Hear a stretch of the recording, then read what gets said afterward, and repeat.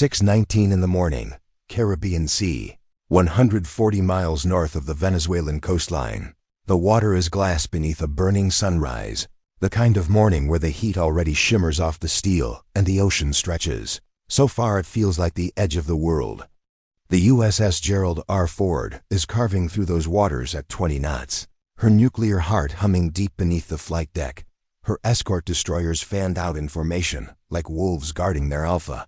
And for a moment, just a moment, everything is routine, but routine never lasts long out here. Two shapes appear on the horizon, small at first, just specks against the glare, but they're moving fast, too fast, slicing through the morning light like bullets with wings. And on the flight deck, a sailor stops mid-tie on a refueling line, his head tilting toward the sound, distant at first, then closer, the whine of jet engines cutting through the salt air. The heat bends the light, distorting the sky, and then they break through the haze. Two Venezuelan K-8 attack jets, low and aggressive, barely 2,000 feet above the water. No radio call, no warning transmission, just raw speed and intent. And they bank hard across the carrier's bow, wings tilted steep, engines screaming. A buzz pass meant to send a message, meant to rattle nerves, meant to make the Americans flinch. But the Ford doesn't flinch. From the bridge, the commanding officer stands with binoculars pressed to his eyes, watching those jets carve through his airspace like they own it. His jaw tight, his voice calm, maintain course, he says, and the helmsman doesn't even blink, just keeps the carrier steady on her line, north-northwest, unwavering. The lead Venezuelan jet pulls into a steep climb, afterburners igniting in twin columns of fire, trailing smoke that catches the dawn like ribbons of flame. The second follows close, wings rocking side to side. A taunt, a dare, and it's too low. Too fast. Too damn close to a 100,000-ton nuclear-powered warship, whose radar systems can track a sparrow at 40 miles. Down in the Combat Information Center, the lights are dim, the air cold and humming with electronics. Rows of glowing screens paint the room in green and amber, and every radar operator is watching those jets in real time, tracking their speed, their altitude, their heat signatures blooming bright on infrared. And what they see tells them everything they need to know.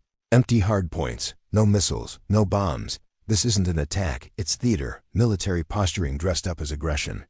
But here's the thing about posturing at sea: one mistake, one miscalculation, and you're not just buzzing the carrier, you're lighting a fuse.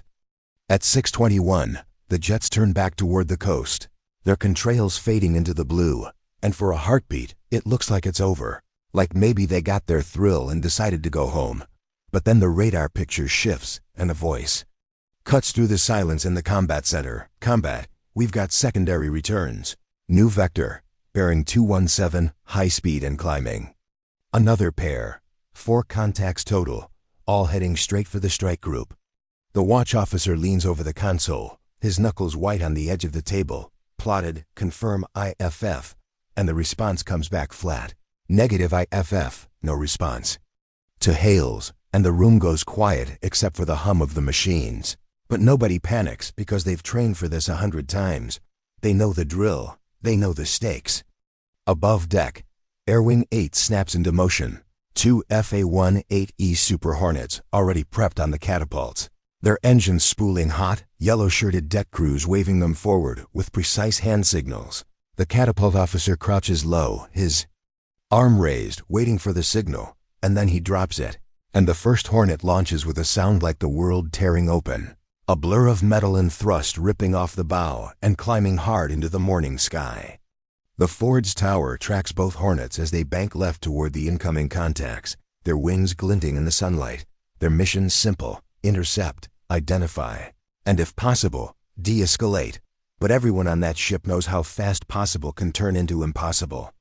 Down below, the operations officer watches the tactical display, watching the range close, 60 miles, 50-40, and he keys his mic: bridge, combat, recommend we tighten escort screen.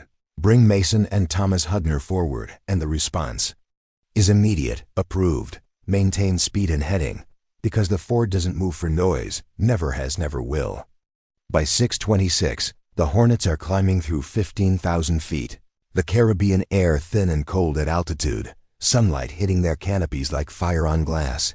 And the lead pilot, callsign Viper 1, scans his radar display. 4. Solid returns, spacing tight, altitude increasing, and he keys his radio. Control, Viper 1, confirm bandits, 4 contacts bearing 217, Angel 16. Copy Viper 1, positive ID, Venezuelan K-8 South, rules of engagement defensive only. And he replies calm professional, Roger that, we'll keep it clean. Below them, the Gerald R. Ford is just a gray speck on the endless blue, flanked by her destroyers. In perfect diamond formation, and the carrier's SPY-3 radar is painting the entire sky with surgical precision, feeding every data point, speed, altitude, vector, straight into the Hornets' helmet displays. At 6:28, the lead K-8S popped through a thin layer of cloud, contrails slicing the blue like scars, and Viper 1 opens his radio. Identify yourself immediately. You are approaching a U.S. carrier group operating in international airspace. And there's static, crackling silence, and then a voice, thick with accent, tense U.S. aircraft, you are violating Bolivarian territory. You will turn away now. And the Venezuelan jets cut across the Hornet's nose at just under 400 knots. One so close that Viper 1's helmet display flashes red, proximity alert, and his wingman calls out, watch your spacing. But Viper 1 just tightens his grip on the stick. We're not here to dance, boys. Just watch the show. Back on the Ford, every radar operator sees it in real time, the flight paths crossing within seconds of collision. And a voice calls out, bridge, combat, Venezuelan aircraft executing unsafe maneuvers. And the response is steady, measured, copy. That. Maintain calm posture, no course change, because one thing is crystal clear now, this is not a mistake, it's bait. At 17,000 feet, the 2 Super Hornets shadow the Venezuelan formation like predators trailing reckless prey, the sky bright and electric with tension, thin clouds drifting beneath them, the Caribbean stretching endless and blue below. And on Viper 1's FLIR screen, the K-8 South drift closer to each other, tightening formation, no missiles visible but open hard points glinting under the sun, visual intimidation, pure and simple. Control. They're crossing into our flight path again, distance 800 meters. And the reply comes back calm copy, maintain shadow posture, record everything. And the Ford's E-2D Hawkeye, circling high above, feeds its radar picture directly into the Hornet systems, every move, every deviation cataloged, logged, time-stamped. Then one Venezuelan jet banks sharply left, breaking formation, the maneuver fast and aggressive, cutting dangerously low straight across Viper 2's nose. And the American pilot's tone stays ice cold. Ford control, contact just executed at proximity. Pass, range 200 meters, and below in the Ford's Combat Direction Center. Every screen tracks the angles. SPY-3 radar plotting the jets in perfect digital clarity. And on the big board, the distance drops to 6 miles from the carrier. Bridge, combat, recommend alerting CIWS to standby, and the reply is immediate. Affirmative, do not engage, and the K-8S bank again, closing tighter, almost too tight. And everyone on that ship knows the next pass will bring them within seconds of disaster, and this time, someone might make a mistake they can't take back.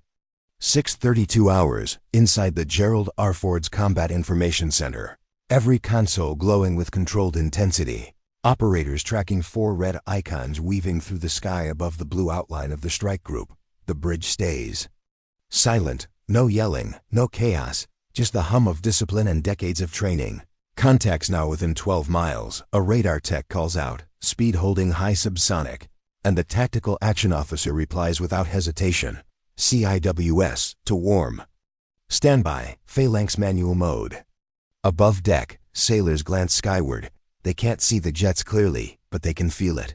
The tension vibrating through the deck plates, the coded messages crackling over comms, and the Ford holds steady, 20 knots north-northwest, her destroyers. Thomas Hudner and Mason tightening their screen, forming a steel wall ahead of the carrier. Electronic warfare suites humming quietly, jamming enemy sensors just enough to muddy any targeting radar. On the flight deck, the aircrew stays in motion, refueling hoses snapping into place, deck handlers waving signals, Launch crews ready for a second scramble if needed. Nobody panics. This is routine. And that's what makes it so unnerving, because routine at sea can turn deadly in a heartbeat. Inside the combat center, a calm voice breaks the silence. Bridge, combat, contacts now 8 miles. Still closing, and the Ford's captain steps closer to the central console, his eyes locked on the radar screen. Maintain heading. Do not alter speed. It's not stubbornness, it's doctrine. A U.S. carrier doesn't yield under pressure. And his words carry through the bridge like gospel. If we move for every jet that postures, the sea stops respecting the flag. Outside, the K-8 South continue their approach, dipping low enough for their shadows to ripple across the ocean surface, and then one of them dives. The Venezuelan lead jet rolls inverted at barely 1,000 feet and dives straight toward the carrier group. The second follows close, cutting through the sky like a blade. And from the Ford's bridge, it looks reckless, an intimidation run gone way too far. Bridge, combat, contacts now within 5 miles. Altitude dropping fast, and down below, the Phalanx Sea Whiz turrets slews automatically. Its 20mm barrel tracking the lead aircraft. The system's sensors detecting movement faster than any human eye can process. The only thing keeping it from firing is a single silent command: stand by. In the sky, Viper 1 and Viper 2 lock their helmet cameras toward the Venezuelans, recording everything through the canopy, and the American pilot can see the other man's face through the visor. Jaw tight, hands trembling on the stick. Ford control, they're coming in hot. Range 1.2 miles, and the reply is calm. Precise, copy, hold your line, do not escalate. The first K-8 roars over the destroyer Mason's bow. Engines screaming, wake turbulence rolling off its wings like thunder. The shockwave hitting the sea hard enough to rock the ship. And then with zero clearance, it passes over Viper 2, less than 600 feet between them. Ford Tower, we've got unsafe maneuvering. Viper 2 shouts, that's a near miss, and the response comes back steady. Maintain discipline. And the Hornets don't react. No radar locks, no counter moves. They simply slide behind the Venezuelans, shadowing them like ghosts. On board the Ford, the CIWS spins quietly. Sensors locked but silent, the entire strike group holding its breath. For 10 seconds, both sides hang in that impossible balance. One false move away from catastrophe, and then, almost anticlimactically, the K-8 South pull up and bank away, engines fading toward the southern horizon. And the sea goes quiet again, but nobody relaxes just yet. At 6:37, the radar picture begins to change.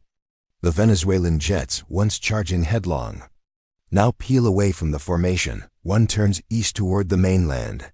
The other lingers just a little too long, circling wide like it wants one last look. Bridge, combat, contact 1 retreating, contact 2 maintains altitude 9,000 feet. And the reply is measured, copy, maintain tracking, hold posture. The Ford's Combat Information Center doesn't blink. Every camera, every radar feed, every FLIR system stays locked on those departing targets. And even as they fade, the systems record everything. Heat signatures, flight profiles, radio emissions, nothing is wasted. Up in the sky, the Hornets keep their distance. Viper 1 to control, hostiles turning south. Speed decreasing, no visual weapons. And the reply comes back, copy Viper 1, continue shadow. Do not pursue past 50 miles. And from his cockpit, Viper 1 watches the smaller jets disappear into the hazy blue horizon. For a moment, it's almost peaceful, just the hum of engines and the endless Caribbean below. But then he catches something on his radar scope, a faint spike in emissions. One Venezuelan jet just pinged the carrier group with targeting radar. Brief but deliberate. Ford, be advised we were painted. And the response is flat, professional, copy that. Log the pulse, no response required. And the Ford doesn't react, no evasive turn, no flares. Just data collection and discipline. Minutes later, the Venezuelans vanish from radar entirely, and the Ford maintains course. Speed 20 knots, heading north-northwest. But the story isn't over, because just an hour later, Venezuelan state television airs grainy footage of the same jets, claiming they forced the American carrier to retreat. The world sees propaganda, the Navy sees a different truth. The Ford never turned an inch, and somewhere in that calm, disciplined silence lies the real power of a carrier strike group. By midday, the incident was already echoing across international news. Venezuelan officials hailing it as a sovereign air patrol. Washington calling it unsafe and unprofessional, the truth sitting somewhere in between. In that thin line between deterrence and provocation. And inside the Pentagon's morning brief, analysts replayed the FLIR footage frame by frame. Every maneuver, every radio call, every second of that 600-foot pass, logged and studied. And what they saw wasn't a calculated attack, it was a show of force gone wrong. A political message written in afterburners and altitude warnings. For naval strategists, this wasn't new. These kinds of encounters, gray zone tactics, designed to test reactions, to measure just how close you can fly before a superpower blinks. And the Ford didn't blink. The carrier's restraint sent a different kind of message. Not one of fear, but of control. Because anyone can pull the trigger, discipline is harder. And that's what keeps small provocations from turning into global incidents. The Ford represents the cutting edge of naval power. Electromagnetic catapults, stealthy radar profiles. A command network that can link every sensor across the fleet. Yet her most important weapon isn't technology, it's judgment. Because out here things can go from calm to chaos in seconds. One wrong move, one proud pilot, and the world's most advanced warship suddenly finds itself one heartbeat away from international crisis. The Venezuelan jets wanted to send a message. The USS Gerald R. Ford answered with silence. The kind of silence only real power can afford. Because the truth is, power at sea isn't just about missiles or fighter jets. It's about judgment, timing, and discipline. And the Ford showed all three. So here's the question. If you were in that cockpit watching two foreign jets diving toward your carrier at full speed, what would you do? Would you hold your line and trust the rules of engagement, or would you take the first shot just to be safe? Drop your answer in the comments below. I want to see how you'd handle that call. And if you made it this far, thanks for watching. Hit like if you learned something new, subscribe if you want more stories like this, and share this video with someone who thinks aircraft carriers are just big boats. And if you want to go further and support the channel directly, join the fleet. You'll get loyalty badges, priority replies, and you'll help us bring more true maritime stories to the surface. Just click join on our channel page and get on board with us.